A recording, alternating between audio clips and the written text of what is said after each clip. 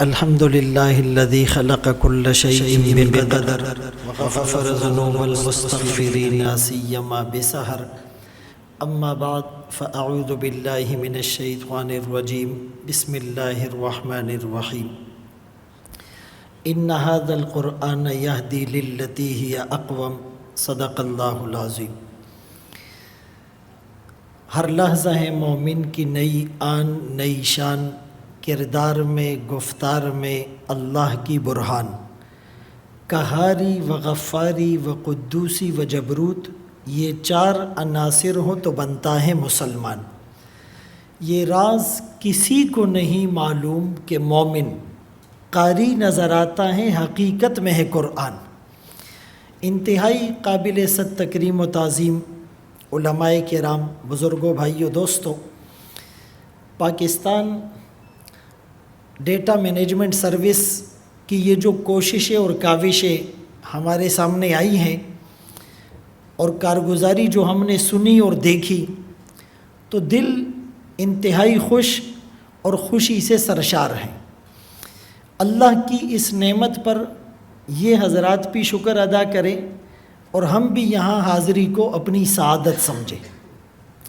رسول اللہ صلی اللہ علیہ وسلم کی ایک حدیث ہے، اور حدیث کی بہت سی کتابوں میں اس کو حسن کہا گیا ہے، کہ رسول اللہ صلی اللہ علیہ وسلم نے فرمایا: ما بال اقوام، ان لوگوں کا کیا بنے گا، لا یفقہون جیرانہم، جو اپنے پڑوسیوں کو دین کی سمجھ منتقل نہیں کرتے، ولا یعلمونہم، انہیں علم کی روشنی سے روشناس نہیں کراتے، ولا یعظونہم، انہیں واعظ اور نصیحت نہیں کرتے، انہیں اچھائی کا حکم نہیں دیتے، برائی سے انہیں روکتے نہیں ہیں. اور پھر آگے یہ فرمایا کہ کیا بنے گا ان لوگوں کا جو اہل علم سے رجوع نہیں کرتے، تفقہ حاصل نہیں کرتے، لا یتعلمون، علم حاصل نہیں کرتے، لا یتعظون، نصیحت حاصل نہیں کرتے. اس حدیث سے یہ استدلال کیا جا سکتا ہے کہ اہل علم کی یہ ذمہ داری ہے کہ وہ علم کو منتقل کرتے رہیں، بلکہ اسٹیٹ اور ریاست کی بھی یہ ذمہ داری ہے. صرف ان پر ملبہ ڈال دینا کہ پیاسا خود کنویں کے پاس چل کر آئے گا، یہ بات بالکل ٹھیک نہیں ہے. ہمیں بادل بن کر برسنا پڑے گا. اور چونکہ یہ ڈیجیٹلائزیشن کا دور ہے، قرآن کریم کی خدمت تو ڈے ون سے جاری ہے اور جاری رہے گی، لیکن زمانے کے سیناریو کے ساتھ، بدلتی صورتحال کے ساتھ، یعنی ڈیجیٹل ورلڈ میں قرآن کی خدمت کرنا یہ زمانے کا تقاضا ہے. بھور آنے کو ہے اے اہل کشتی، ناخدا چن لے، چٹانوں سے جو ٹکرائے وہ ساحل آشنا چن لے. زمانہ کہہ رہا ہے میں نئی کروٹ بدلتا ہوں، انوکھی منزلیں ہیں کچھ نرالے رہنما چن لے. اگر شمس و قمر کی روشنی پر کچھ اجارہ ہے، کسی بے درد ماتھے سے کوئی تارے ضیا چن لے. یقیناً اب عوامی عدل کی زنجیر جھٹکے گی، یہ بہتر ہے کہ مجرم خود ہی جرموں کی سزا چن لے.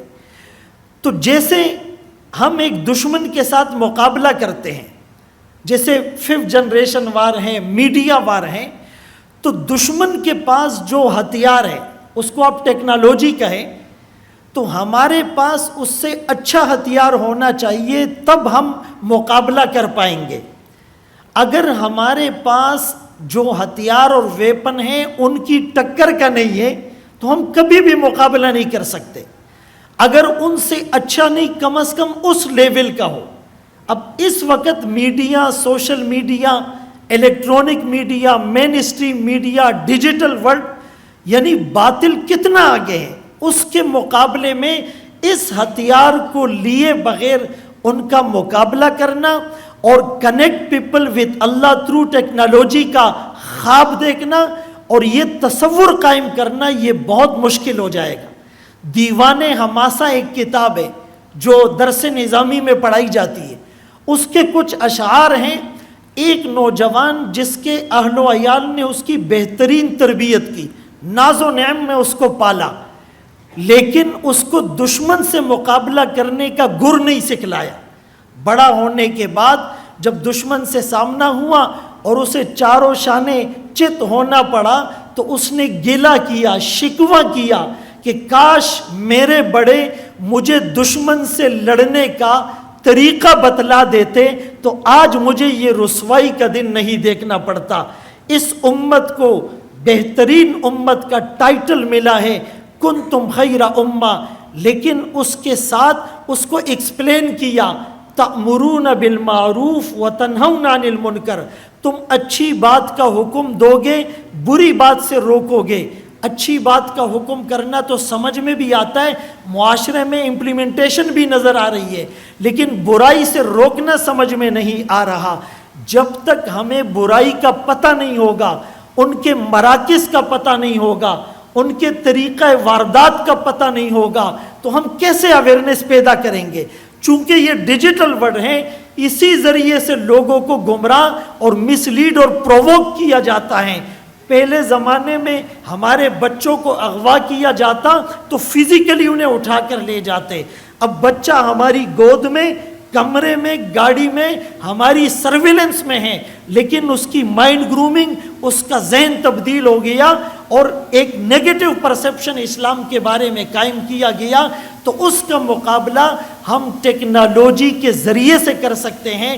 ہم انہیں اپریشیٹ کرتے ہیں، ان کی پوری کارگزاری میرے پاس تفصیلی بھی آ چکی ہے، تو ہمیں چاہیے کہ ہم ان کے دست اور بازو بنیں، معاون بنیں، ان کے اس پیغام اور ویژن کو پوری دنیا میں پھیلائے۔ مجھے اقبال کے چند اشعار یاد آ رہے ہیں، اس پر میں اپنی بات ختم کرتا ہوں۔ جب انہوں نے جواب شکوہ لکھا، شکوے میں کیا تھا؟ شکوے میں اقبال نے کہا کہ صفحہ دہر سے باطل کو مٹایا ہم نے، نوع انسانی کو غلامی سے چھڑایا ہم نے، تیرے کعبے کو جبینوں میں بسایا ہم نے، تیرے قرآن کو سینوں سے لگایا ہم نے، پھر بھی ہم سے یہ گلا کہ وفادار نہیں، ہم وفادار نہیں، تو بھی تو دلدار نہیں۔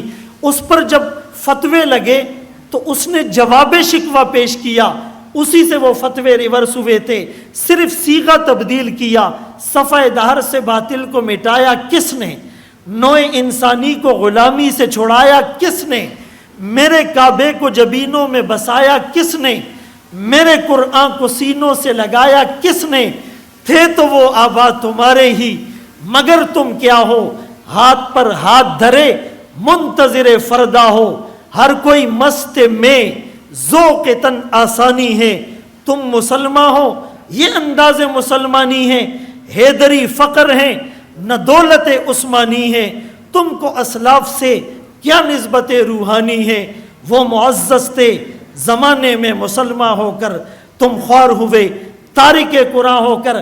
تارک قرآن کا ایک اطلاق یہ بھی ہو سکتا ہے کہ ہم اس ڈیجیٹل ورلڈ میں پیچھے رہ جائیں اور لوگوں کو ہم وہ سہولیات نہ پہنچا سکے جس کے ذریعے سے وہ قرآن سے کنیکٹ ہو سکتے تھے۔ آتی ہی رہے گی تیرے انفاس کی خوشبو، گلشن تیری یادوں کا مہکتا ہی رہے گا۔ وآخر دعوانا ان الحمد للہ رب العالمین۔